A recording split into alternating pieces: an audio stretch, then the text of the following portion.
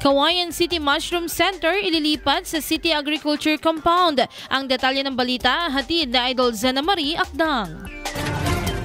Planong ilipat sa Kawayan City Agriculture Compound sa Barangay Tagaran ang bagong pasilidad ng Kawayan Mushroom Center. May nakahandang plano na ang pamahalang lungsod ng Kawayan para sa Kawayan City Mushroom Center sa Barangay Tagaran na nakatakdang gibain matapos itong mapili bilang lokasyon ng pambansang pabahay para sa Filipino Housing Program ng gobyerno. Ayon kay City Agriculture Officer Ricardo Alonzo, iminungkahi niyang ilipat na lamang ang Mushroom Center sa loob ng City Agriculture Office Compound upang mas maging accessible ito sa mga magsasaka at mushroom growers at upang maisentro ang mga serbisyo ng tanggapan. Tiniyak naman ni Alonzo na hindi maantala ang operasyon ng Mushroom Center at ang paggawa ng fruiting bags dahil pansamantala itong ililipat sa isang bodega habang wala pang permanenteng pasilidad. Ipinahayag din na kinakailangan pang ipanukala at aprubahan ang budget para sa bagong Mushroom Center na inaasahang maisasama sa pondo para sa susunod na taon. Sa ating mga mushroom growers, dito sa ating lungsod ng Kawayan, kung meron po kayong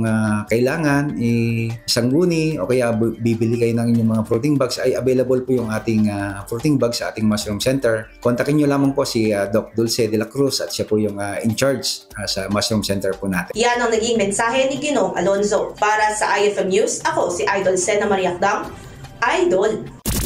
IFM News.